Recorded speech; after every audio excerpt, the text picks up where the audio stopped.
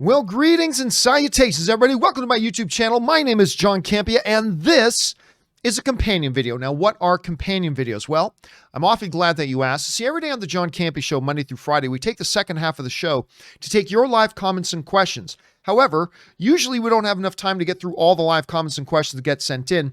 But if you sent in those comments and questions and supported our channel using the tip link to do it, I want to make sure you get your questions answered in as timely a fashion as possible. So we gather up those unused questions and we address them here directly on companion videos. And that is what we are going to do here today. Today, by the way, is Tuesday, March the 2nd. That's when we're recording this, 2 days away, well, 2.5 days away from the final episode of WandaVision. I'm very excited about that, but let's not waste any time and let's get right into it, shall we? We're going to get things started off here with the Greek God, who writes, "Hey, John, I've been watching your show since the AMC days, but first time writing in. Well, thank you for writing in, man. My question is, who do you believe has had the more loss in the MCU, Thor or Wanda? The Greek God sends his OPA." You know, it's funny. Somebody else wrote in not long ago and asked that same question. Here's what I said before, and I still believe this. Wanda's life is the more tragic tale. Now, yes, Thor has had a lot of loss. He has. You know, his sister turned on him. His father died. His mother was murdered. His world was destroyed. I mean, he lost his eye, his best friend, a lot of tragedy. But in the life of Thor, there's also been a lot of love, family, celebration, victories, triumphs, all that kind of stuff. He's had a wonderful existence. Yes, there was tragedy along the way as well. But overall, his existence over the centuries has been fantastic. It's good to be Thor. Wanda, however, her entire life has been with the odd little footnote of momentary happiness. Her entire life has been defined by tragedy. From being a very young child, losing her parents in a horrific, violent way. Like the whole thing with Hydra, losing her brother, kind of being adrift, like, when you kind of compare them, to me, the definite more tragic story is definitely that of Wanda Maximoff. So that's kind of the way I interpret it anyway. All right, next up. Spanky writes, one of three. Ever since the 1940s, Superman has been portrayed in the comics, on television, and in the movies as a white male. That's actually factually untrue. There was, I want to say Calvin, but I don't think it was Calvin. Something Ellis. There is in the comics actually a black Superman in the comics. At any rate, that's neither here nor there. In the movies, is a white male, although that's factually untrue. He has been portrayed as a black male. He is an alien from Krypton, sure, but that doesn't mean that the color of his skin isn't important. Oh, it's absolutely not important. You're going to have to make a really good argument why this color of his skin is important. But at any rate, changing that character to a black character, no matter who is writing the script, is wrong. You're going to have to justify that statement. You're going to have to back that up. You can't just say it's wrong. You're going to have to back up why that's wrong. Make a solid argument. Why is that wrong? At any rate, it would be just like creating an alternate version of Black Panther. No, it would not. That was white. And don't say that Black Panther being black is central to the character, because it isn't. Oh, Spanky, that's a pretty ridiculous thing to say, and I'll explain. Well, let's get to your 3 of 3. There are lots of Africans that are white. Okay. There is so much wrong with everything you just wrote that, okay, we'll start with, no, there is at least one significant example of a black Superman in the comics. They have done that before. Number 2, I'm sorry, but the bottom line is that Kal-El is not white. He's not a Caucasian. He is an alien organism. He's not even a human being. Now, the pigmentation of his skin has traditionally been depicted as looking like a white Caucasian male, sure. But you made an assertion in your, hold on a second, let me get it, because I want to make sure I read it right. You said the color of his skin is important. No, it's not. Tell me one way in which this alien organism, Kal-El of Krypton, a completely different world, tell me how the pigmentation of his skin is important.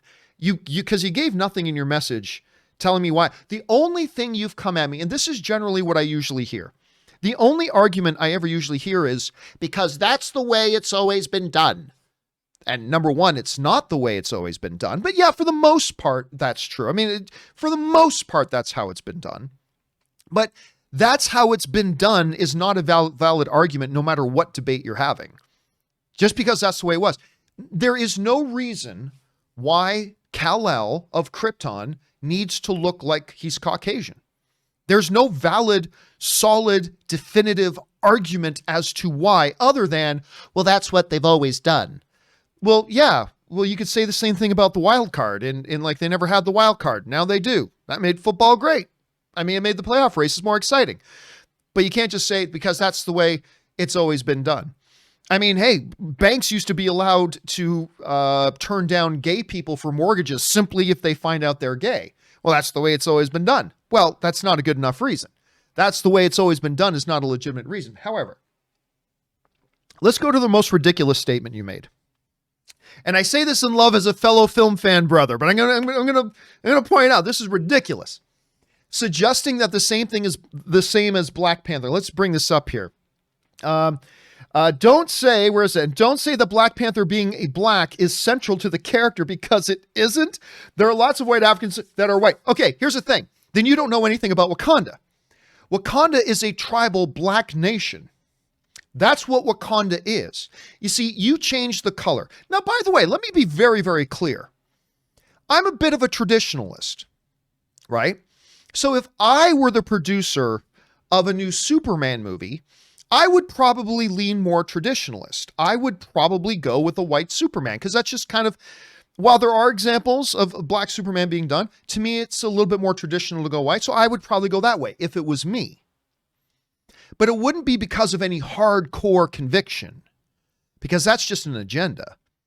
Not because of a hardcore condition. I would just I'd probably do it that way because that's kind of traditionally the way it's done. So that's what I would do. But there's no real argument to not do it another way. Now, with the Wakanda thing, what you're suggesting, and why it's ludicrous, is you change the color of Clark's skin, of Kal-El's skin. It doesn't affect anything else. Ma and Pa Kent can still be white, thanks to a white farmer's heir who adopted a son. Now, the one thing you would have to change, admittedly, the one part you would have to change about the story of Superman is that it would have to be known that Clark was adopted, right? That is the one fundamental change. So that is a very practical, fundamental change that would have to happen. Now, we all know that Clark is adopted, so that's not even a change of the story, but it's the other people in Smallville would have to know that Clark was adopted. That is a minor change, considering Clark already is adopted.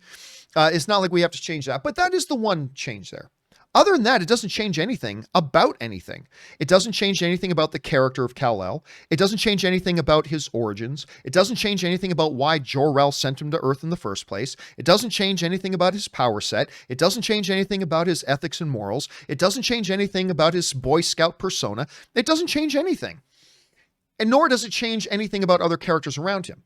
If you want to change Black Panther to white, now you have to change everything. You have to change the fundamental understanding of Wakanda itself. You have to change the fundamental context in which Black Panther and T'Challa comes out at. Now you can't just say that Black Panther is white. You have to change the entire understanding of what the entire nation of Wakanda is. So no, it's utterly ridiculous. It is utterly ridiculous for you to try to compare the two situations. Now look, when you look at situations like, to me, changing gender or race of a character, as long as the gender and the race of the character isn't core and essential to our understanding the very fabric of what that character is, I'm all for it. So look, there was a little bit of a controversy when they cast someone who was white to play the Ancient One in Doctor Strange, right? For me, and when I was asked about it, I said, look, I have no problem with it. Because yes, traditionally, Ancient One has kind of been portrayed a certain way. But really, when you think about it, all the core essential elements that make up who the Ancient One is, you can say it's somebody who's white. Hell, you can say it's somebody who's white and a woman. I mean, those traits still apply. So I had personally no problem with them portraying the Ancient One the way they did in Doctor Strange. Nick Fury, traditionally, prior to them, Samuel L. Jacksonizing Nick Fury in the comics, traditionally Nick Fury had been a white character, very David Hasselhoff. But nothing about Nick Fury being white was important to the character of Nick Fury. I believe there are some exceptions to other characters, but very few. Black Panther is an obvious one. Like, if you don't understand how fundamentally you change everything about Black Panther and his story and his context, if you change his race, then I don't know how to help you. Another one is Batman. Now, I used to be okay with the idea, if they wanted to make a black Batman, I used to be okay with that idea. But honestly, the more I thought about it, I think Batman being Caucasian is actually pretty important, because somebody explained this to me once and I started to see it. Because when you understand the background that Bruce Wayne comes from, incredible wealth, great privilege out of the era he came out of, and essentially a kid who grew up with all the white privilege in the world. I actually think that's pretty important to understand about Bruce Wayne and the dichotomy of the Bruce Wayne from the Batman. I think that's actually fairly important. So I would have the debate with somebody about, I think it's rather important to the character to keep Batman white. I think it's absolutely important to keep Black Panther black. And there's probably some other exceptions as well. Luke Cage might be another good one when you understand the whole context of who and what his character is about and what he represents. But there's not a lot of other ones. I mean, honestly, there's not a lot of characters to me that you can convince me that their ethnicity is key and essential to who and what they are. And for you to suggest that it is important that Kal-El be white, well, then you're going to have to justify that. Because honestly, if it really doesn't matter, then you can make him white, great, which they normally do, or you can tell a story in one where he's black. Doesn't matter. But if you want to insist that it's vitally important that he stay white, you're going to have to make a case that goes beyond, well, that's just the way they've usually done it. You're going to have to come up with a case to tell me why it's so vitally important to our fundamental understanding of who and what Kal-El is that he be Caucasian. Because he's an alien entity, and his color has no impact on the core essential identities of who and what Superman is. So yeah, no, I think honestly, you have to have an agenda to be against the idea. Now look, if it was up to me, yeah, I would go the more traditional route. I would make him white. But I also understand it's not really that important. So if somebody wants to give a go at it and make him black, go ahead and give a go at it and make him black. And guess what? There will be future Supermen that get made white again. And then maybe it's someday we'll have an Asian Superman, whatever. It's cool. It's all good. I guess my question becomes, why are you so against it? Why are you so against it? What is it that strikes at an insecurity in you that you get so riled up at the idea that this character whose skin color is not important to the character has a different skin color? Whatever. I mean, I'd make him white, but I'm fine if they want to make him black. Anyway, that's just kind of my take on it. So there's that. All right, next up, we move on to Justin M., who writes, someone may have pointed this out already, but I rewatched the recent episode of WandaVision and realized Hayward said they've taken Vision apart and put him back. This has come up like 1,000 times in the last 2 or 3 days. Put him back together again 1,000,000 times. That explains how Sword had put him back together again in just a couple of weeks. Yep, yeah, absolutely. As I said before with the other 20 times that came in. Yes, that's absolutely true. But again, it doesn't kind of explain right. Wait a minute. Look, that thing's sparky red. It would take them years of study to understand the energy, the residual energy of hex magic and how we could possibly plug that in to a mechanism as a power source and blah, blah. But whatever, I get it. Comic book material. We just have to have some suspension of disbelief. I get it. So that's fine. Anyway, thanks for that, Justin. Next up, Ryan Lohner writes, so many people are saying Blue Marvel will be the big cameo. Yeah, a bunch of people are. Which I don't buy just because it might as well be followed by Korath saying, who? Even I, someone involved enough with Marvel, that I make an appearance in Slugfest and never heard of the guy. Well, here's the thing, though, Ryan. I think there was a very valid theory out there that Blue Marvel or Bashir would show up. But that doesn't necessarily mean he had to be the big cameo, right? But the idea of Bashir or Blue Marvel showing up, that had narrative function because in the comics, which again, the comics are the comics, the shows are the shows, they're two different things. But, in the comics, Blue Marvel is an engineer. Now, granted, technically he's an electrical engineer, but that's a small change they can make. And he's completely connected to the Monica Rambeau character because they dated in the comics. So maybe he was never going to be the big stunning cameo, but him appearing as one of those characters, I mean, that was a valid theory. That was a valid theory that I think that a lot of people had. So it was cool on that level. But yes, I don't think you could ever qualify Blue Marvel, which you're right, most people had never even heard of, showing up, would have been odd. I mean, nobody would know who they are. So you're absolutely right about that.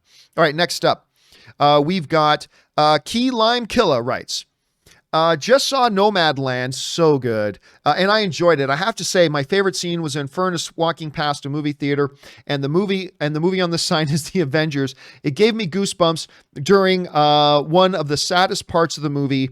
I am ready for Eternals. Now, if some of you are asking or wondering, what does this have to do with Eternals? The main thing it has to do with the Eternals is that it's being directed, Nomadland director is also directing Eternals, and that's Chloe Zhao. The two movies are going to be very, very different from each other.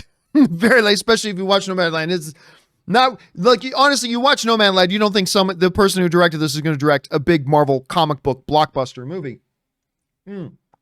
But as Kevin Feige told me once, when I was talking to him about James Gunn, I asked Kevin Feige, it's like, what was it about James Gunn doing these smaller little films that made you think he could tell this big blockbuster kind of film in Guardians of the Galaxy? And he just said, because a good storyteller is a good storyteller. Doesn't matter what budget they have, doesn't matter whatever. Somebody who knows how to tell a story with compelling characters, they know how to tell a compelling story with good characters. And it's true. So I think that's where I get it. And I agree with you. I'm starting to look forward to more and more to Eternals for that. I am also there with you. All right, next up. MD writes, regarding WandaVision, I'm on the line of thinking that it's likely too late to bring a big bad with only one episode to go. But I do think they might pull a Thanos, fine, I'll do it myself moment in a post-credit scene. If not, it's no biggie to me. Yeah, listen, I agree. The longer this series has gone, the less and less likely a Mephisto or a Nightmare or whatever shows up. Is it still possible one of those characters could show up in the finale? Sure. Yeah, absolutely it is. But I agree with you. I've never really thought either Mephisto or Nightmare would be a part. I warmed up to the idea a little bit, but I never crossed the line into saying, okay, I buy into it. But now that we're down to the final episode, and Wanda's got to deal with Sword, she's got to deal with the White Vision, she's got to deal with Agatha. We got to find out what's going on with Monica. We got to get resolution to who is the Evan Peters character, where the hell is Jimmy Woo, what's going on with Darcy.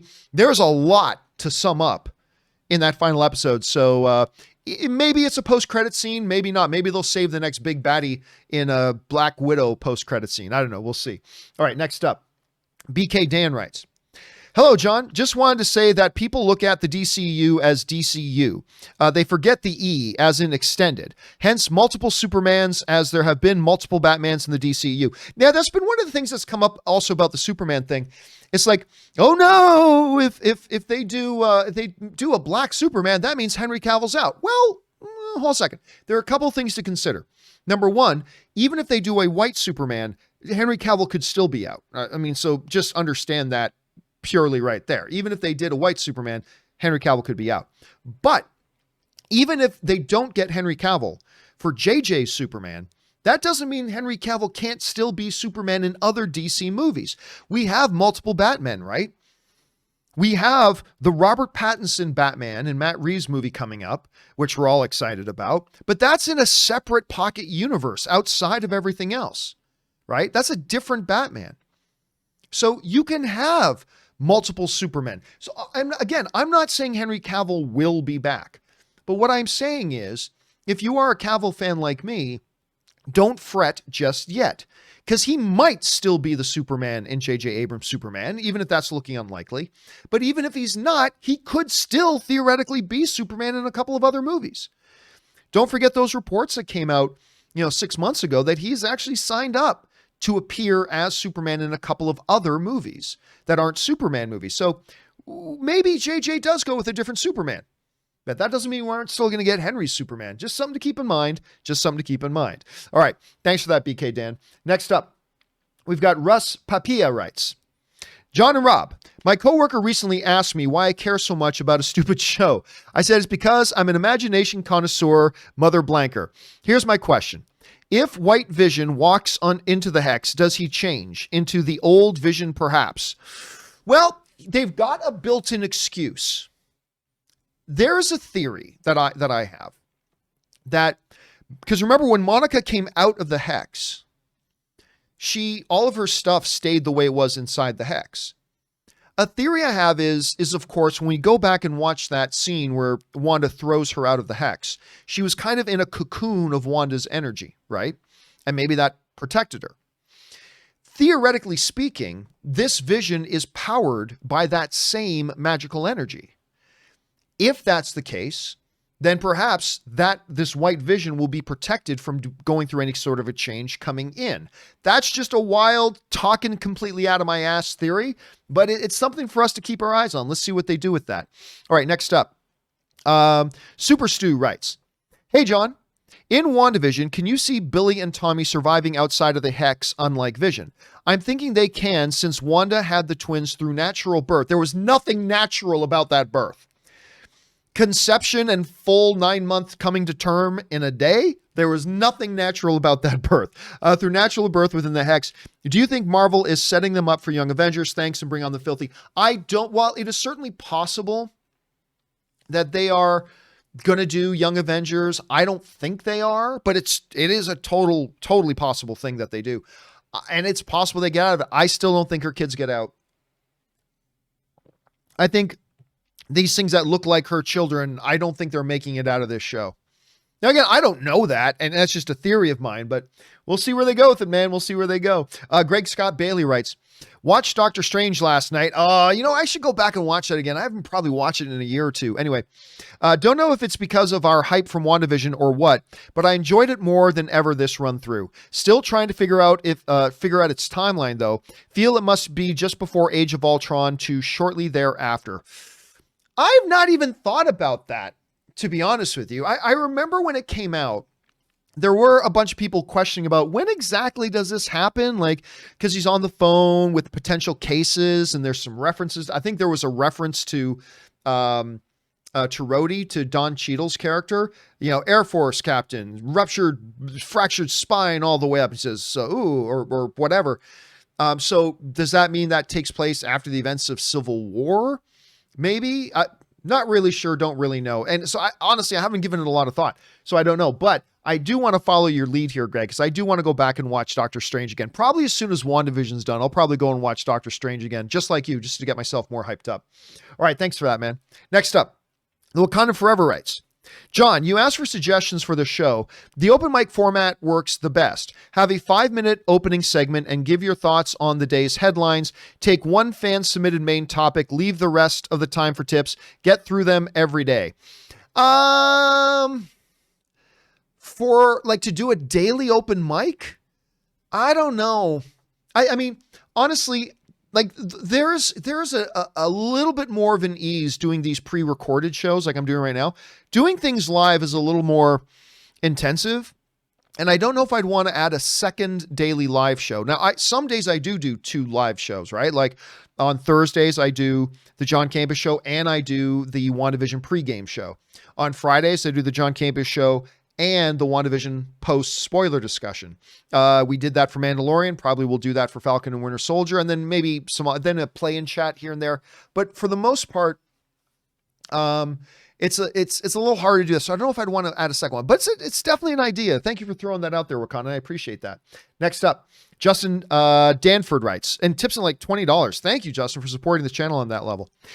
Agatha is a misdirect. It was not her all along. Well, clearly it wasn't her all along. It was still Wanda did just about everything. Just Agatha was doing some negatively influencing some things behind the scenes. And she is not the shark who feeds on yo magic. I don't know about that. Maybe. That shark is a great white Vision, who is now powered by the magic of the Hex itself. He'll be unstoppable in the Hex so long as she maintains it. Fake Vision will tell her she must undo the hex for the children, and she'll watch him die yet again. And I think her kids fade away too, despite it all, for the ultimate tragedy. No more Wanda. She'll say broken, I am the Scarlet Witch. Fuck me, Justin. That's a good theory. That's a good theory. Because you know what? After that last episode, I'm like, oh, okay. Agatha is the shark in the Yo Magic thing feeding on Wanda. But White Vision, Great White Shark, powered by Wanda's magic. I don't see how he drains Wanda, but I mean, that's an interesting theory. And that since he is powered by that magic, being in the hex, he becomes, I mean, Vision, the real Vision is nigh unstoppable as it is. Unless you're able to get a sneak attack on him from behind when he's not expecting it and you drive some alien blade through his back. But other than that, he's like nigh invincible in many ways. But a Wanda magic powered White Vision inside an entire atmosphere of Wanda's power.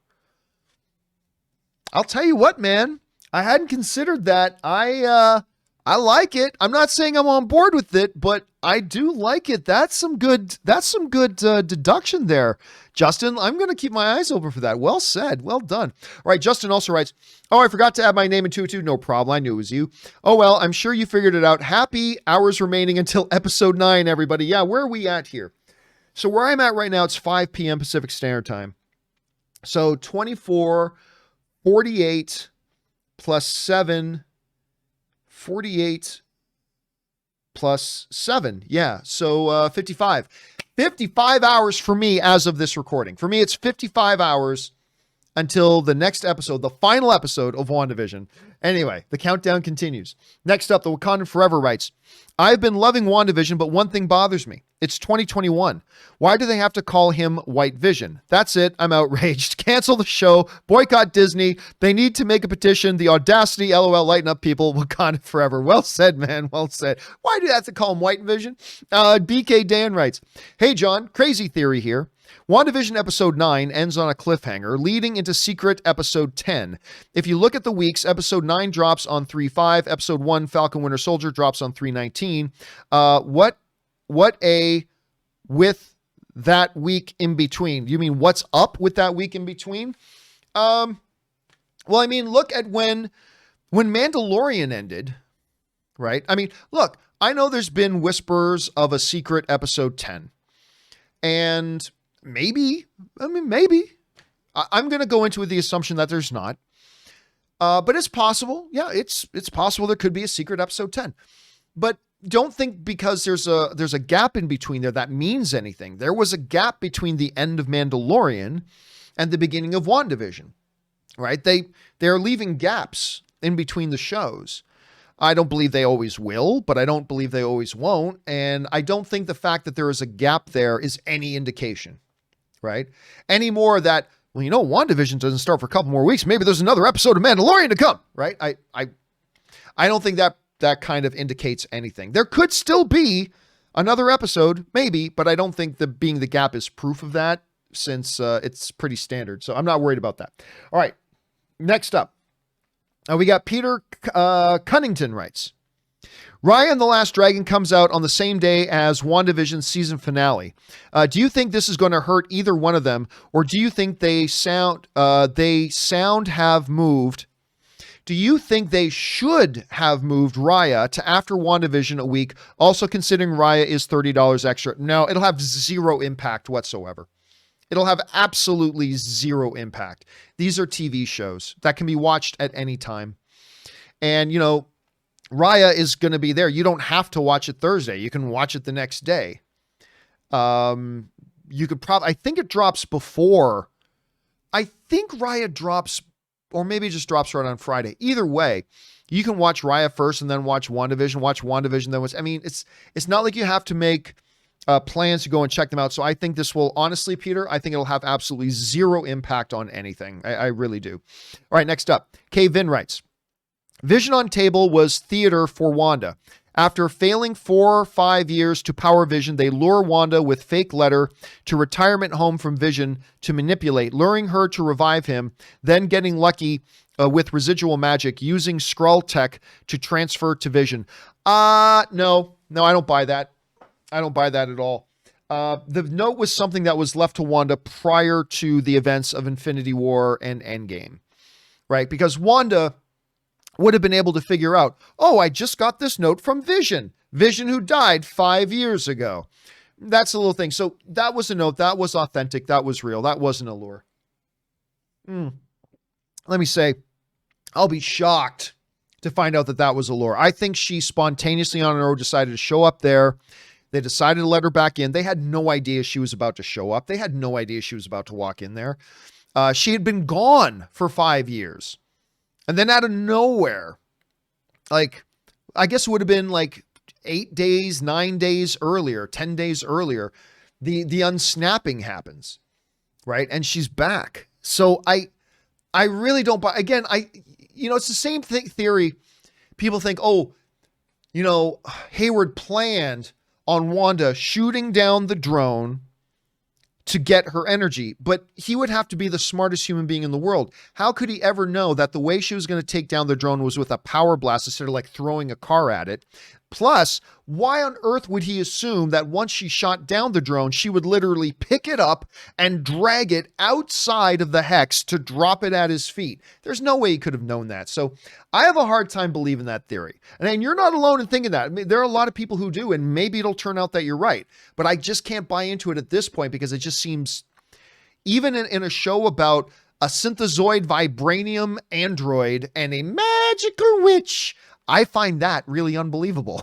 So I know it sounds weird to say, but I find that really unbelievable. But who knows? Maybe we'll find out you're right. We're only 55 hours away from finding out if you're right about that, Cave-In. All right, next up. Cave-In also writes, someone did the math on Thor's life. He has it so bad in the MCU. Been around 1,500 years. Asgardians live 5,000. In human years, make him 23. Loki, 16. Makes sense now. Lost mom, dad, friends, homeworld brother 4 times in what would be the blink of an eye to him. Again, yeah, he suffered some tremendous loss, but he also grew up with loving parents, as royalty, as a prince of Asgard, with unbelievable godlike powers, having victory after victory in his triumphant life. I mean, that's been the life of Thor. Yeah, he's had bumps along the road as well, but his life has been victory after victory, unlike Wanda, whose her entire life has been defined by tragedy. So, but yes, one of my favorite moments in all the MCU is in Endgame is in Infinity War, when, Rocket says to him, and what if you're wrong? And he says, what else do I have to lose? I mean, that was a powerful moment because he was in that period of his life. But let's not forget, he also had 1,000+ years, 1,498 years of glory and love and privilege and victory and triumphs and achievements. He's had it pretty good too. All right, next up. Rayan writes, in a deleted post, Jamie Foxx said his Electro would look differently in No Way Home. This implies he's not the same Electro from the Amazing Spider-Man verse. He could be from Raimiverse. Could Fox and Molina be playing each other's versus Electro and Doc Ock? I think that might be reading too much into it, but it's possible. Look, when we start talking about the MCU, and particularly when we start talking about anything that's multiverse related, what's possible or could happen becomes almost limitless. So when you ask, could Fox and Molina be doing that? Oh, sure. Absolutely. Or they could be playing 2 completely different versions. So yeah, I don't think there's any reason to believe, Ryan, why that's an impossibility. Sure, that's possible. I don't know if it's likely, but is that on the table? It absolutely is on the table. Let's see where they go with it. All right, next up, JMeister25 writes, saw some people say episode 8 of WandaVision would have been pointless without a post-credit scene. No, you read that right, and I have no words. I just can't anymore, John. I just can't. Okay, well, that's an idiotic thing. That story became the emotional anchor of our entire understanding of WandaVision without the post-credit scene. Like, that was the best episode of the series. You don't have to think it's the best episode of the series. I personally do.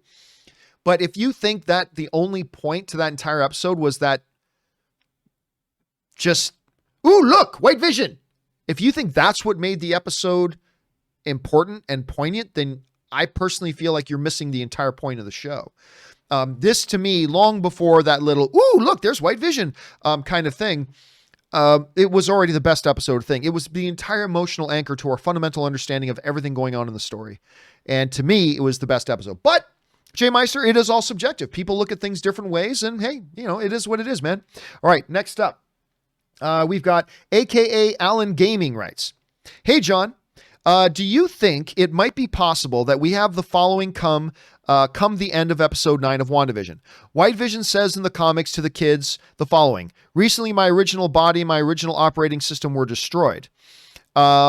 What you see before you is a new body. This was a very tough scene in the comics. He's basically telling the kids, hey, look, I may have the memories of your dad, and I may look like your dad, but I'm not your dad. And I'm not your mom's husband. I mean, it was actually a very, very moving moment in the comics. Very heartbreaking. Anyway, what you see before you is a new body and a new mind, a new vision as such. Though I contain the mechanical parts and memories associated with your father, I am no longer your father. You are not my children. Your mother is not my wife. You used to be kind. With White Vision's last words, the truth is not kind.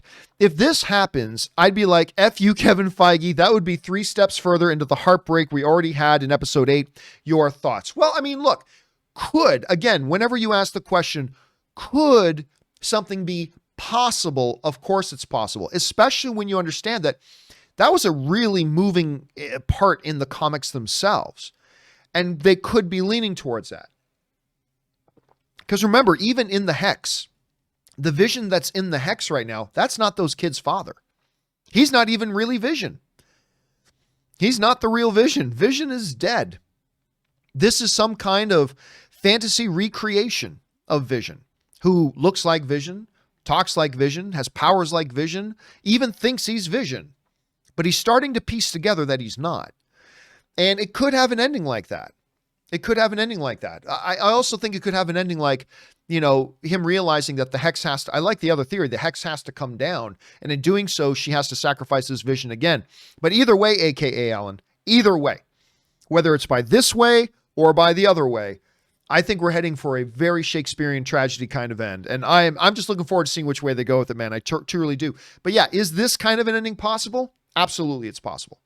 I don't know that I'd say it's likely, but a solid possibility, a very realistic possibility at the same time. All right, Russ Papia writes, John, this $5 tip has nothing to do with WandaVision. I just listened to your calling out of the AMC CEO for accepting $3 or $4 million in bonus. I too, like you, have been rooting on AMC this year, but this was, in my opinion, wrong. Thank you for saying it, my bro. And listen, it's just my point of view. It's just my opinion. And, I think the only reason I feel as passionately about it is because I am a big fan of AMC, because I do have a special place in my heart for AMC, because AMC is my favorite movie theater chain, and I have been cheering so hard for them to make it and succeed. To see them be lucky enough to survive up to this point and do something as tone-deafly stupid as to award almost $4 million in bonuses to a CEO when your industry is barely hanging on for dear life, when your company is barely hanging on for dear life, and when you've furloughed 30,000 employees and you hand out an almost $4 million bonus to your CEO who you already pay $9 million a year. There's something so just incredibly tone deaf about that. And it really bothered me. And I know it bothered some of you guys too. Anyway, next up. Jason H. writes, WandaVision subplot theory. Even though Hayward is doing what he thinks is right throughout the series, including creating White Vision, his episode 9 actions will be enough to force him to resign and Monica will take over as sword director. What say you? Oh, yeah. But by hook or by crook, I think even Hayward may die. I think Hayward may die in episode 9. They've clearly set it up that Monica is the heir apparent to S.W.O.R.D. Her mother was the director of S.W.O.R.D., the founder of S.W.O.R.D., all that kind of stuff. She, and even that awkward exchange from the beginning, it kind of felt like had she not been snapped out of existence, she was going to become the next director of S.W.O.R.D. That's what it kind of seemed like to me at any rate. One theory I have, and I'm not saying I buy into it completely, but one theory I have is that Hayward created Vision, this white Vision, out of the best of intentions, just like Nick Fury created the helicarriers with the best of intentions. But he's going to find out that this white Vision can't be controlled. And pretty soon, I think he's going to have to kind of team up with Monica and Wanda to try to take down this white Vision. And in the process, he may die. Now, I'm not saying he will. I'm not saying I'm willing to put any money on this. I'm just saying that's one of the theories, right? But I suspect that this will end with Monica being the new director of S.W.O.R.D. I don't know that. It doesn't have to go that way. But whether it's because of something he resigns, something he can't come back from, or just straight up he dies, or he hands it to her and says, you know what? I realize you've got all of your mother in you, and I respect her so much, and you need to take over leadership of S.W.O.R.D. Whatever it is, I think there's a very good chance that she does end up at the end of this as the new director of S.W.O.R.D. We'll find out. All right, next up. Jonathan writes, according to Deadpool, director of photography, Fabian Wagner, who worked on Justice League, only 10% of Zack's footage was seen in the theatrical cut. Yeah, but that's not true. Meaning 90% of the movie was Whedon's. That is not true. Can we say Snyder Cut is a completely different movie with only the basic narrative? All right. Here's why this is not true. Let me see if I can bring something up here. I'm not sure I'm going to be able to, but let me try. Okay. So let's go to this. That's fine that dude said that, right? Said, oh, like only 10% of the movie was his. Okay. All right. But you got to understand this. You can go look this up. Snyder said, Justice League Snyder Cut will have 2.5 hours of never before seen stuff. Okay. That's what Zack Snyder says. Zack Snyder says that this Justice League, you didn't see 2.5 hours of this Justice League. This is stuff you have not seen. 2.5 hours of it. Okay. All right. Let's do some math. Justice League Snyder Cut is 4 hours long. All right. 4 hours long. So 4 hours minus 2.5 hours equals what? 1.5 hours. 1.5 minutes. 1.5 hours. Which means if we haven't seen 2.5 hours of it, that means we have seen 1.5 hours of it. It's just math. If Justice League Snyder Cut is 4 hours long, and Zack Snyder says that 2.5 hours of it is stuff we haven't seen yet, that means an hour and a half. That leaves an hour and a half left over, right? 2.5 hours of stuff we haven't seen. So what's the other hour and a half? Stuff we have seen. And if we've seen it, that means it was in Justice League. So, yeah, this is the thing. These are what's called two mutually exclusive statements, right? Snyder's versus the DP, right? They can't both be true. Both of those statements can't be true. So, I mean, let me see if I can pull this up. 1 second. There it is. Okay, so let me see if I can get this looking a little bit better. There we go. So, for example, Justice League Snyder Cut has 2.5 hours of new footage. Director Zack Snyder reveals how much new footage is in Justice League Snyder Cut. 2 hours and 30 minutes of previously unseen footage. And again, if this thing is 4 hours long, that leaves an hour and a half. And if it leaves an hour and a half, that is 75% of the 2-hour runtime of the theatrical version of Justice League. 10% of if what the DP is saying is true and says only 10% of that was Zach's, well, that means only 12 minutes of it was Zach. Hour and a half versus 12 minutes. So where's the discrepancy there? How do you explain the discrepancy? So I personally, if it comes down to believing, what the DP said, who may have just, he may have just been speaking in hyperbole or whatever. The DP may have just been speaking in hyperbole, which is a possibility.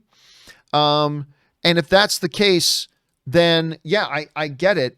But, Zack Snyder said that there's 2.5 hours of new footage, which means there's an hour and a half of footage that we've already seen. And since Justice League was only 2 hours and we've seen an hour and a half of it, so you see what I mean? There's complicated. So no, I don't believe we can call this a completely new movie. Not in the least. Now, I say that right now, having not seen the Snyder Cut. Having not seen this edit, I can't say that for certain, right? Maybe we have a completely different way of looking. I mean, if it turns out that literally only 12 minutes of the Justice League theatrical cut is in, because that would be 10%. 10% of that 2-hour movie would be 12 minutes from the theatrical movie. Because remember, Zack Snyder said he's only using stuff in the Snyder Cut from the theatrical that was actually his footage. So if only 12 minutes of the original theatrical version shows up in this new 4-hour Justice League, then yeah, we can call it a completely new movie. We can at that point call it a completely new movie. The problem is, though, of course, is that Zack Snyder has publicly said only 2.5 hours of this 4-hour cut hasn't been seen before. So that creates a discrepancy. So we'll see. We'll see how this all kind of works out in the end. Again, I think it's probably just the guy was talking in hyperbole, but we'll find out. We will find out soon enough. We won't have to wonder about it for too long. Okay, next up. Boris writes, "Hey, John. I feel like I've seen and heard everything differently on WandaVision. Monica's clothes were still the same after she left the Hex, right? But she was cocooned in Wanda's energy when she went through it. But whatever. Vision looked like he was being ripped apart because the Hex was keeping him in, not alive. Monica says those kids are real. Yeah, but she wouldn't know. Let's just be clear. She wouldn't know. To her, everything in the Hex seems real. But like Vision looks real, but he's not real. But anyway, real. She didn't know how, but they were. But that's just from her perception. Remember, that's just from her perception. The yellow essence from the stone could even be what's made this version of Vision sentient. Could be. My theory is unless she reverts it, things will be the same when she drops the veil. Thanks. Again, we will find out in 55 hours. We will find out in 55 hours. Right now, I do believe that the message here was that Vision cannot exist outside of the Hex. He simply can't exist outside of the Hex. That's what I think the exact message of it was, is that he can't exist outside of it. And remember, I don't think the kids can either. I mean, that's why Wanda warned them. What was the name of the street? For argument's sake, let's just say it was called Main Street. I know it wasn't called Main Street. It was called something. Orchard Street? Okay, for argument's sake, let's say it's Orchard Street. It's probably something else. Remember, she goes, "Don't go past Orchard Street." Yes, Mom, we know we don't go past Orchard Street. I think because she knows those kids can't exist outside of Orchard Street. But I don't know. Like, these are just random theories of a fan, just like anybody else. We will find out in 55 hours, my friend. We will find out soon. All right, next up. Bellcross34 writes, "Hey, John and Rob." Rob's not here right now. "Have you guys seen or heard the theory that Vision could be the first Dark Avenger? Love the show. Keep up the good work." I haven't heard that theory. I don't buy into that theory. I think I think Vision doesn't come out of this one way or the other, good or bad, white or not. I don't think he comes out of this. So I haven't really heard the fullness of the theory, but it's probably one I mean, listen, I can't say straight up that I wouldn't buy into the theory until I hear somebody totally explain their theory.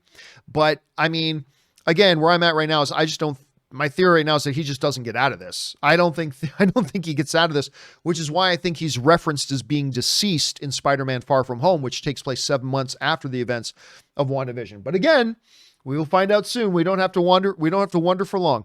All right. Alan writes, "Hey, John, I recently watched Nomadland and was impressed with Chloe Zhao. First, The Rider, Nomadland, then The Eternals.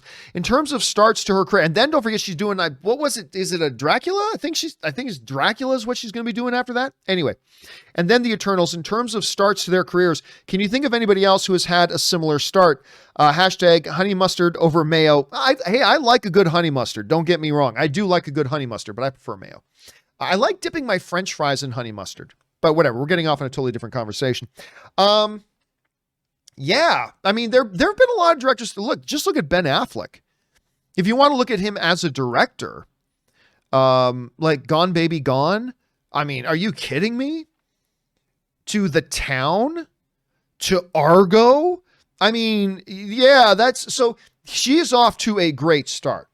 Yeah, I don't know if I'd say it's in the conversation of the greatest starts of all time.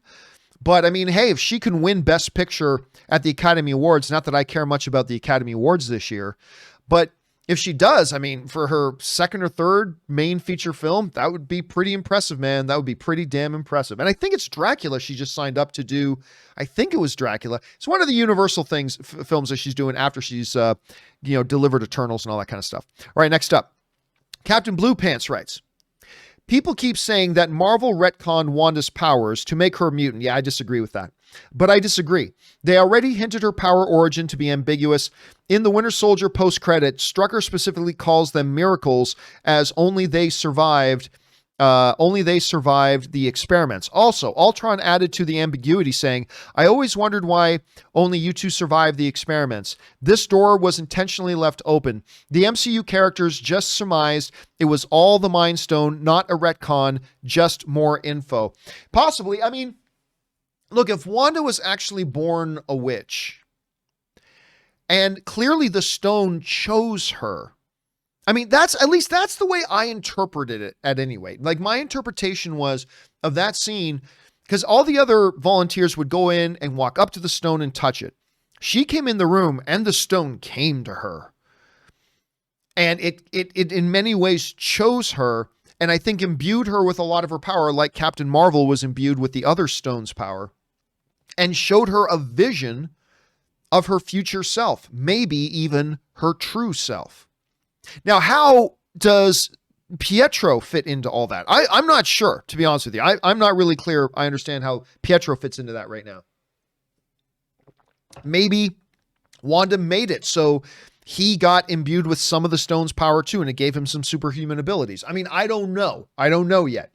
But that is something to keep in mind. And I like your observation there, Captain Blue Pants. I think you're actually right on to something there. All right, next up, Casey McNatt writes, hey, John, how are you today? I'm doing great. Thank you, Casey. Hong Kong has just announced that Black Widow will be released in their theaters on April 29th. Is this a good sign that Black Widow won't be delayed again? Or do you think Disney will see how Raya and the Last Dragon does? No. Raya and the Last, nothing. Here's the thing. Disney is not like you and me. All right. Disney is not like, oh, what are we going to do tomorrow? I don't know. We'll see how things go today. No, Disney plans big chunks in advance, and they're not shaken by what little things happen along the way. You know, unless in talking long-term situations, they already know what they're doing with Black Widow. I think there are a lot of good signs. Look, I still believe Black Widow is going to get bumped by like a month. That's just what I think. But there have been a lot of things looking good. Like we see the new cases, rates continue to fall. Immunizations are going up. Testing is going up.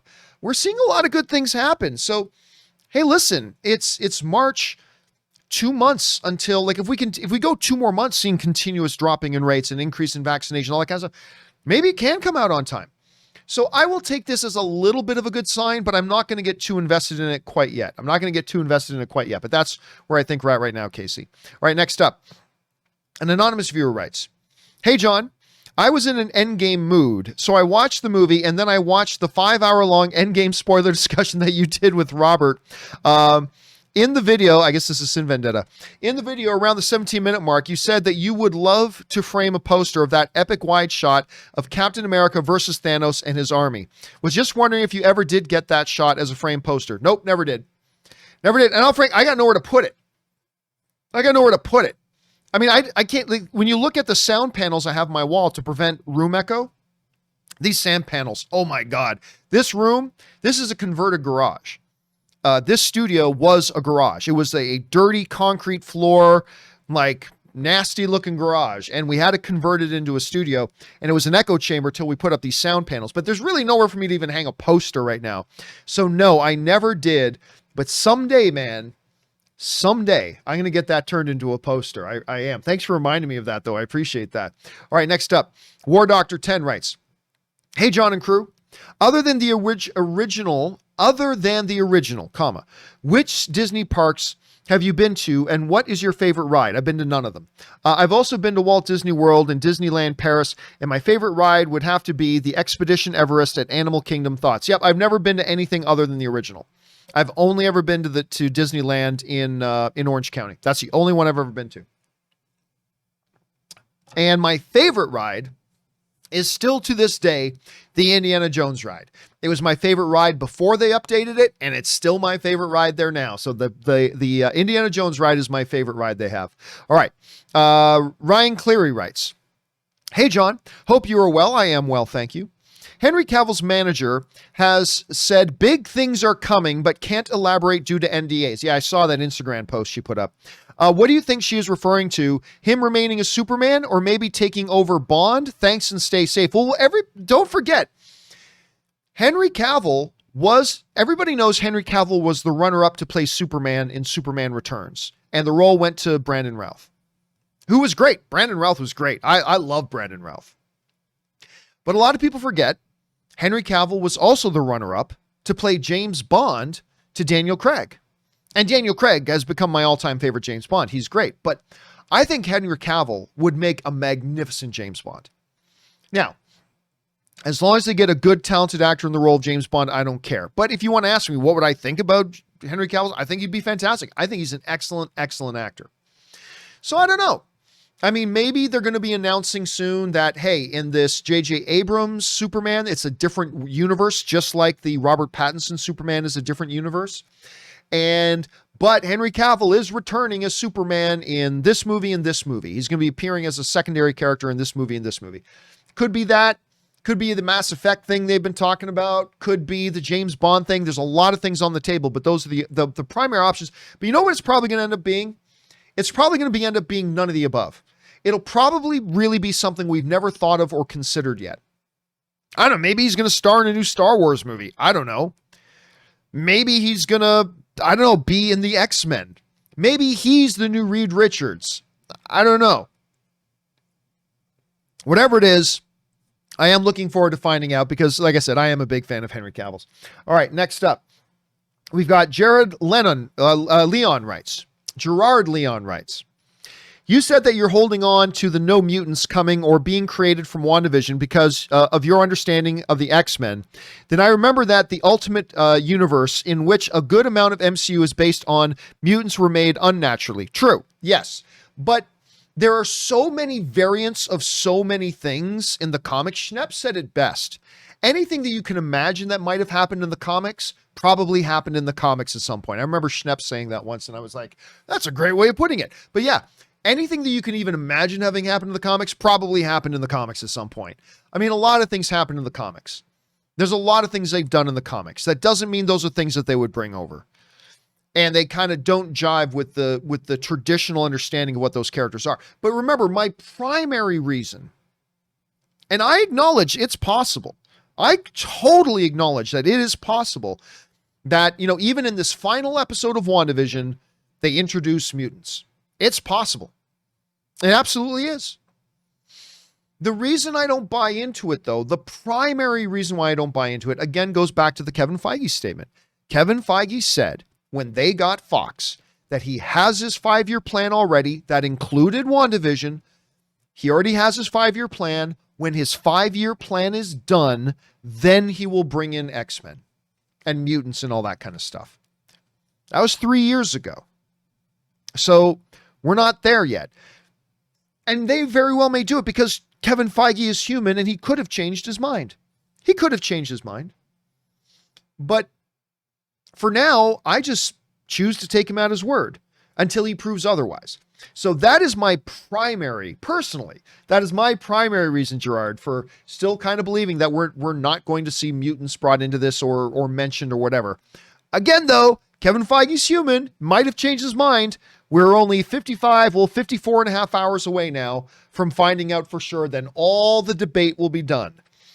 They'll either mention mutants or they won't. And if they do, great. If they don't, great. Either way, it's going to be fantastic, and I cannot wait to see what they do, Gerard. All right, thanks for writing that in, man. Next up, James Argenta writes, for the first time in a while, it looks like we are having a normal weekend at the movies. Raya, the family-friendly animated movie, coming to America, the PG, yeah, that's coming next week, right? The PG-13 R-rated comedy, and Chaos Walking, the film a flop, the studio buried as long as they could. Yeah, I don't have a lot of hope right now. Actually, if I go over and take a look, when is Chaos Walking release date? March 5th is when it comes out. March 5th. Yeah, I don't have a lot of hope for this movie. I don't have a lot, which would really suck because what does, if Chaos Walking sucks the way we all kind of fear it will, that'll be 2 in a row because like his new movie Cherry, Tom Holland's new movie Cherry, directed by the Russo brothers, only has like a 38% on Rotten Tomatoes right now. And I haven't watched it yet myself, but I've heard from a few other people that they really didn't like it.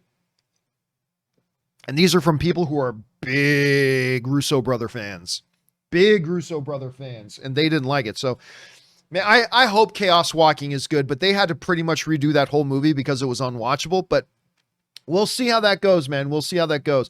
But yeah, Raya and the Last Dragon. I quite enjoyed that movie. I thought it was quite good. Now, would I personally pay $30 just to watch it at home? No. Especially like if $30 to have a night out in the real theatrical experience, I might pay that. $30 to just sit at home and watch it when I can watch 1,000 other things for free. And when Raya the Last Dragon is going to just be on Disney Plus in, 2 months for free, I probably wouldn't pay $30 for it. But if you choose to, I can say I think you're going to have a good time. I enjoyed it. I thought it was pretty damn good. And I hope you guys will enjoy it too. All right. And next up, we've got, was that James? Yes, it was. Dominic Suma writes, John, big fan. Thank you so much. And I still have my Sons of AMC patch. I still have mine too, man. It's good to know. Gun to Bob Iger's head. Gun to Bob Iger's head. He can only keep one IP for Disney, Marvel or Star Wars. 5 years ago, I would have said Star Wars easily, but I now honestly do not know which he would pick. Marvel is a behemoth. It's true. Let me say this. I think if Bob Iger, he's not the CEO of Disney anymore, but he's still the highest ranking he is still the boss. He is still the chairman of the board. I think right now, if he had to give up either Star Wars or Marvel, I do think he would land on keeping Marvel, but it would be a tougher decision for him than you might think. Because while right now, the hotness is comic book properties and the Marvel Cinematic Universe. No doubt. Right now, that is the hotness. The thing about Star Wars is still going to be Star Wars 40 years from now. Why? Because it's been around for over 40 years already. Star Wars has maintained, not always at the highest peak, but Star Wars has endured for 4 decades. As one of the most popular and powerful pop cultural things there is. It's been generations, right? It's been generations. Marvel is hot right now. A lot of people keep speculating that I keep laughing at. A lot of people speculating. Any minute now, comic book movie fatigue is going to set in. Any minute, comic book movie fatigue is going to be setting in. Sure, you've been saying that for 8 years, but maybe it will at some point. The fact of the matter is that the MCU hasn't stood this test of time for like 30 years or 40 years, which we know Star Wars has.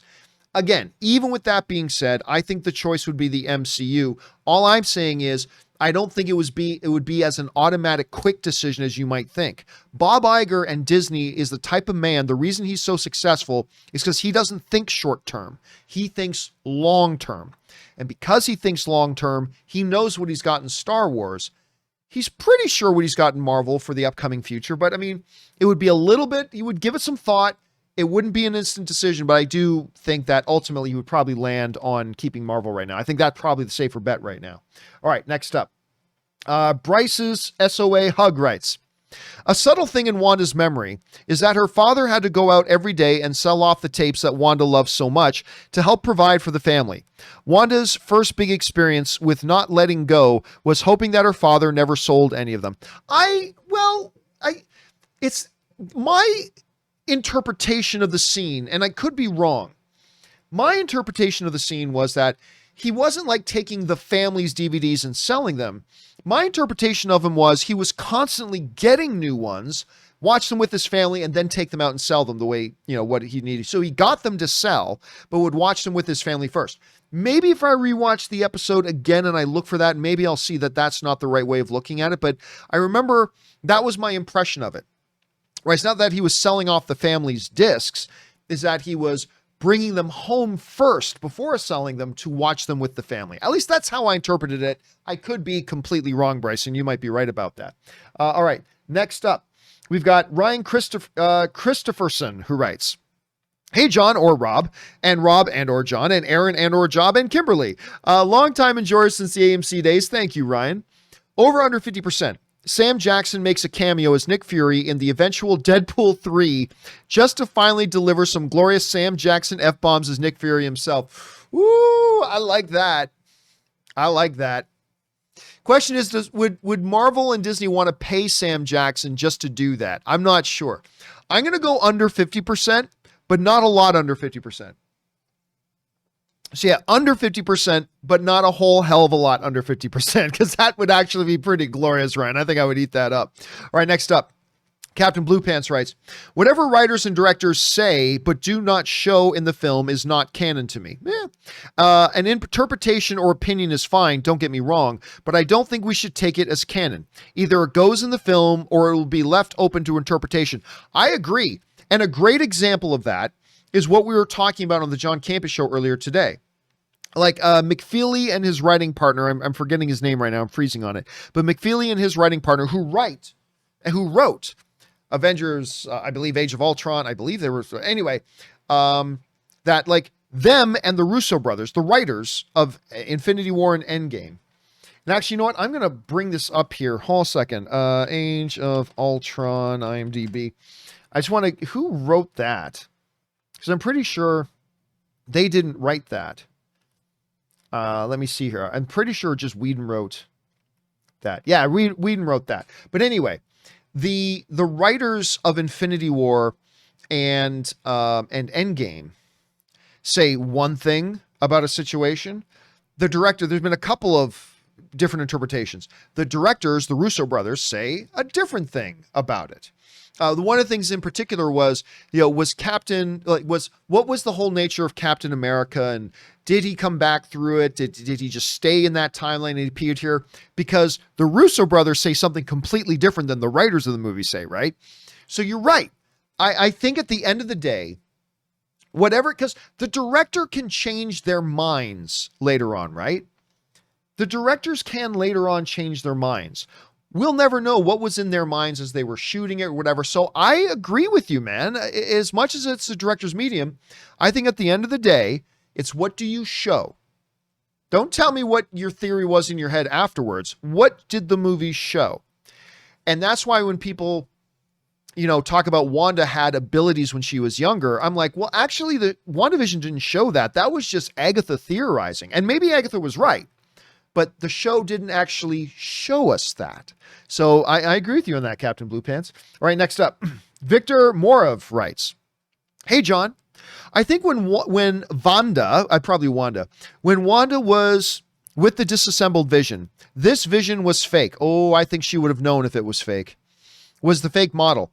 That would explain why they were able to build the white Vision so quickly, and maybe he wanted to energize this fake model and failed. Your thoughts? No, I think Wanda with her senses, I think Wanda would have known immediately that wasn't actually Vision's body. I think there's a possibility that they just got a whole new bunch of vibranium and made a separate white Vision based on the study of this Vision that was on the table. I mean, they could be two totally different physical things, but I don't think the Vision that was on the table was fake. We might find out he was fake in the finale, but for now, at least, my interpretation is that body on the table was Vision, because I think Wanda would have been able to smell it out if it wasn't. That's just my guess, though. We'll find out. We'll find out in the next episode if that's true or not. All right, next up. That was Victor. New Avengers writes, "Hey, John, could they be setting Monica up to be the next leader of the Avengers? No, I don't think so. To start up a team, bring new members into the group. She may not have her own TV/movie. Burr be in others." I don't know what that means. "Don't forget she is a captain." Well, yeah, but so's Rhodey. Actually, isn't Rhodey even promoted higher than, isn't he a colonel now or something? I could be wrong about that. Anyway, no, I do not believe they're pulling in a side character in a TV show and then saying that's going to be the new leader of the Avengers. I think she's going to become a prominent member of the MCU, but do I think she's the next up to be the leader of the Avengers? No. She's been gone for 5 years. She's never been a hero. And now she's back and she's had powers for 2 minutes and she can be the leader of the Avengers? No, I don't think so. Prominent in the MCU? Yeah. A big role in Captain Marvel 2? I'm guessing. I don't know, but I'm guessing. But leader of the Avengers? I'm thinking probably not. Probably not. But you never know. They could do crazier things. All right, Matt M. writes, "On the potential return of Heimdall, it is possible, but Idris isn't down under strictly for Thor 4 if that is the case. He's been there since November of 2020, along with Tilda Swinton filming George Miller's new movie, 3,000 Years of Longing." You know what? Somebody else wrote to me or tweeted me that after we'd done the show, and I had totally forgotten about that. So for those of you who don't know, we talked about on the show today that there had been rumors previously that Idris Elba is going to return and make an appearance in Thor 4. I kind of dismissed that. However, in Australia, where they are shooting Thor 4 right now, Chris Evans and Idris Elba were at a mutual friend's party. I think it's Hemsworth's assistant or something at this themed party there. And Hemsworth and Idris Elba took pictures together, which fueled the thing. Now, I don't know that means he's going to be in Thor 4, but it's like, it is strange that I heard rumors before that he was going to be in it, which I dismissed. And now we see him down in Australia with Chris Hemsworth. But then somebody was quick to remind me about that he was actually down there to film another movie too. Now, he could still be there to shoot Thor 4, but it does add another question mark on top of it. So you're absolutely right, Matt, to point that out. Thank you for doing that.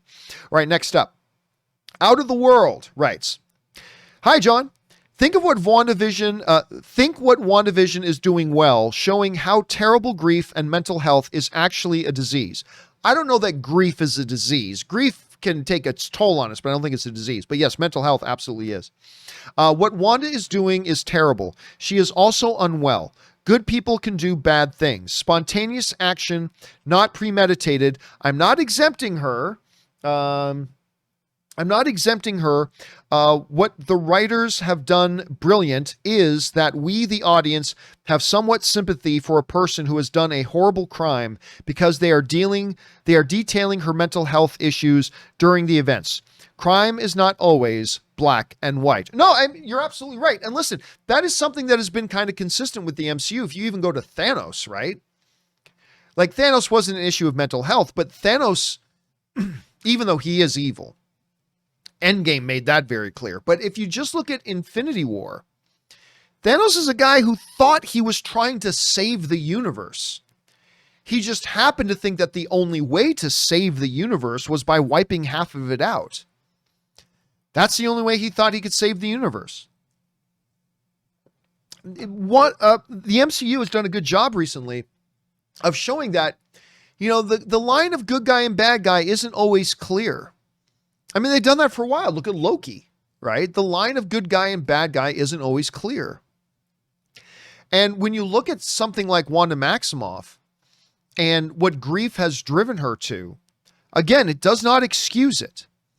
You can't take 3,000 people hostage and hijack their lives and keep them in a constant state of mental pain and prisoner against their will and just be excused because you have had it tough lately. But they're showing that it's more nuanced than that. And so we as the audience feel a lot of empathy for Wanda.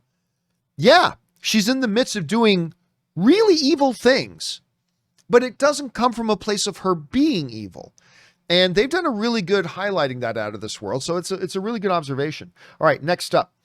Bradley Alonzo writes, the fact that Agatha is saying Wanda is a witch, maybe Magneto shows up at the end and says, she's not a witch, she's a mutant. She's my daughter. I mean, they could.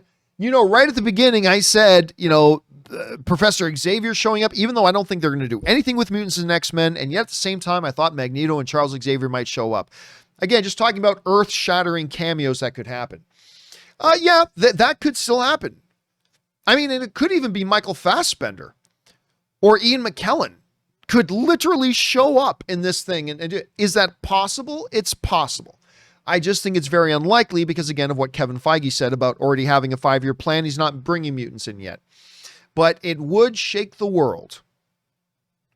Like, if this thing's about to end because Wanda has lost Vision again and lost her kids again, and lost her kids for the first time, and lost Vision again, and she just breaks, and she's about literally about to tear the world in half.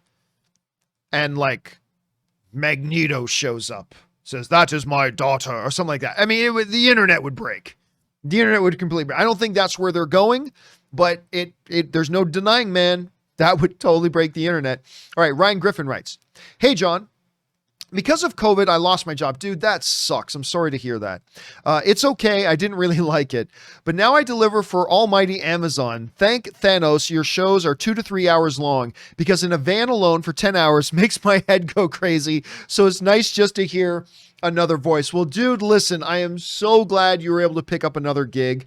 I mean, my wife, Ann, worked with Amazon for about a year until starting her new job with Apple. And so I'm so grateful that you've got that. And hey, man, it is an honor and a privilege for me, man, to know that I get to ride along with you for those hours and you spend some of that time with us here. So I'm glad we're here for you and I hope we're able to continue to be here for you, and good luck with the new job, man. And I'm glad you got a new gig. That's great. All right. Next up, Tony Rodriguez writes, WandaVision 9 prediction. Where do we go? There we are. WandaVision 9 prediction. Vision dies again at the hands of Spectral Vision. Agnes goes on to Doctor Strange 2. Mr. Scratch revealed in a shadow voiced by Mark Hamill, which would be Nightmare. Doctor Strange appears in a big fight scene. The Engineer is a Skrull. Teen kids are in the movie. That's a lot. I mean, my understanding is this thing's going to be under an hour long. There's a lot of ground they still have to cover. There is a lot of ground that is still yet to be covered here. So maybe they're doing that, maybe they aren't, but there's a lot of different predictions in there, man. I think Vision dies at the hand of Wanda, adding to the tragedy and kind of an echo of the fact that he had to die at her hands once already in Infinity War, when she blew up the Mind Stone only to have it undone by Thanos. I think they might have another thing like that, but maybe he dies at the hand of the new Vision. I don't know. We'll see. A lot of things to discover, Tony. A lot of things to discover, and we are only 50 plus hours away. All right, the nerd Errant writes, John, you misread my last comment. I explicitly included Vision dying again when I say the events of Westview will likely be covered up. Otherwise, including him in the Far From Home montage would actually have a huge asterisk. I see what you're saying. Or some kids going, well, actually, okay, I see what you're saying there. Yeah, I mean, look. Will the events of Westview probably be covered up? Probably. I mean, look. Right now, the way Wanda has done this whole thing is not only did she hijack the lives of everybody in the Hex, but according to episode 4, although they were never really clear how this works, but according to episode 4, people outside of the Hex within a certain perimeter aren't even aware that Westview exists right now. So really, covering up the events of Westview would not be the toughest thing in the world for the government to do. Would not be the toughest thing in the world for them to do. Is that what they're going to say happens? Depends.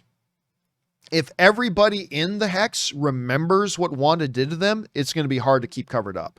unless they do a Men in Black, look into this thing, which is possible too. So anyway, thanks for writing that in, Nerd Aaron, and clarifying that. I appreciate that, man. All right, next up, Andrew Alcock writes, "Hey, John. So here's my theory on why this could be Fox's Quicksilver without Feige going back on what he said." Okay. Feige said in 2018 or 2019, no X-Men for 5 years. Endgame took place 5 years post-snap, or 2023, same year as WandaVision. Sneaky Feige.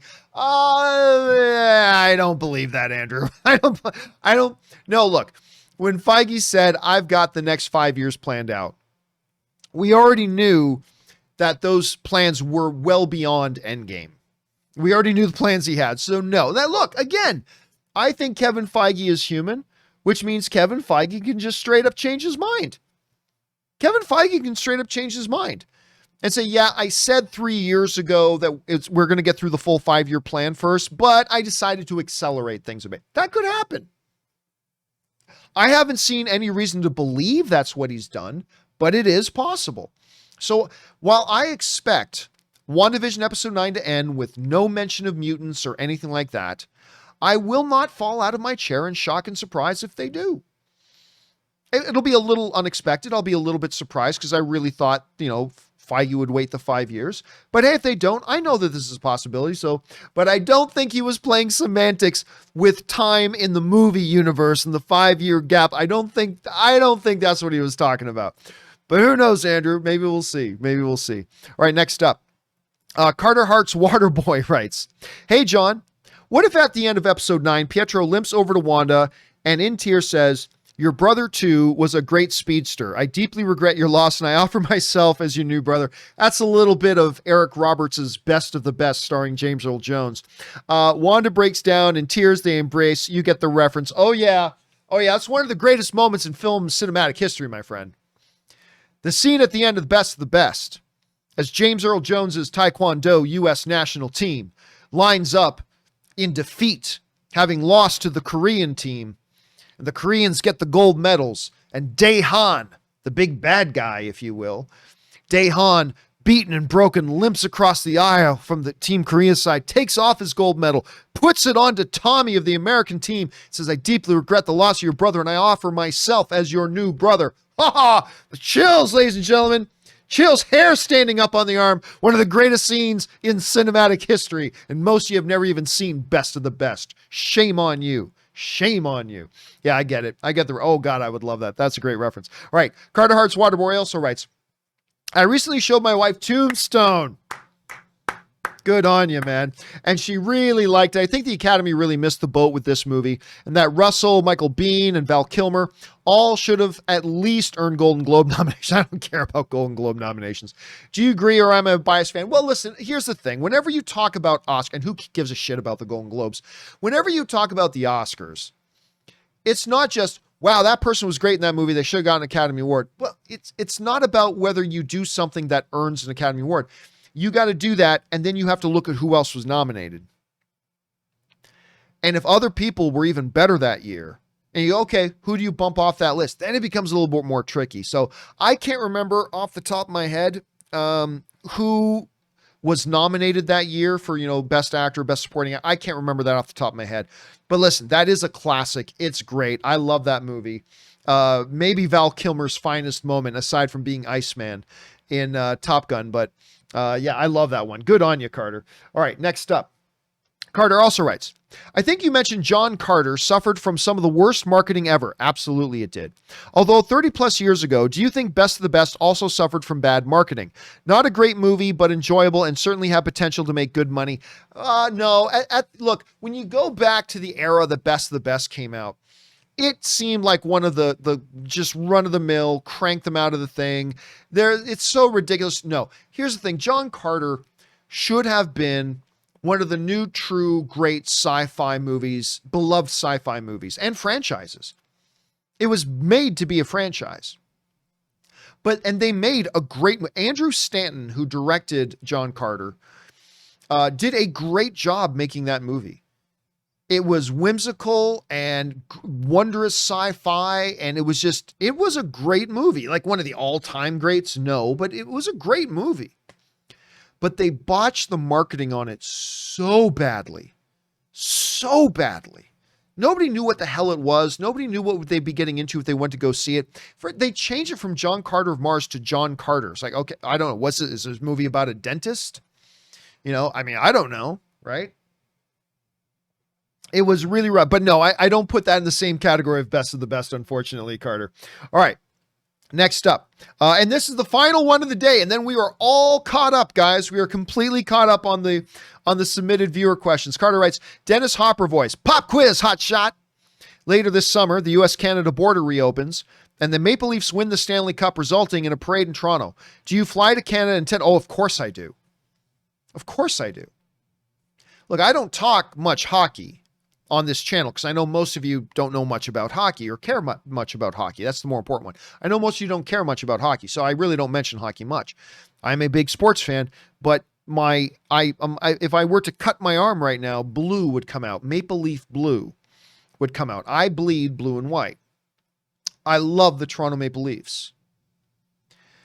I mean, right from my youngest childhood.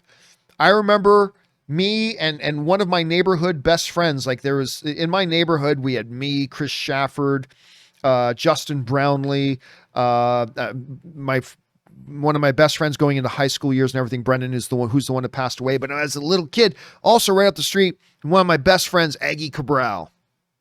And me and Aggie Cabral, every night that the Toronto Maple Leafs were playing, first of all, we would play Toronto Maple Leafs in our basements. The door would be the net and we'd play.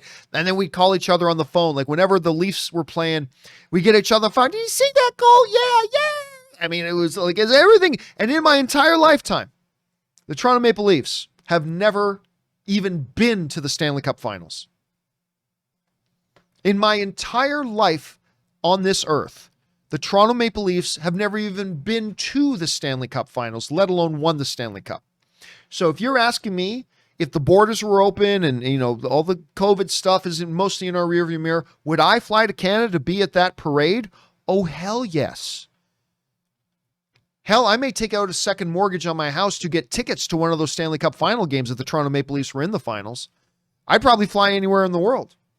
I'd sell everything. I'd sell every hot toy, pop, camera, microphone, whatever that I have to get a ticket to one of those games and fly to one of those games. So yes, I would definitely do that. All right, guys. That'll do it for this installment of the companion videos. And we are now actually all caught up on all the questions. When you watch the John Campea Show tomorrow, it's actually going to be all brand new questions have been sent in. How about that? We actually got caught up. Anyway, thank you to all of you who took some time to watch this show. And thank you especially to all you guys who sent in those questions. Number one, because you gave us great fun things to talk about. But number two, you supported this channel as you did. And all of us involved with the John Campea YouTube channel, thank you very, very much for that support. All right, guys, remember to do the four main things. Stay smart, stay safe, take care of yourselves, and take care of the people around you. That'll do it for me, guys. So until tomorrow's John Campea Show, my name's John Campea, and until then, bye-bye.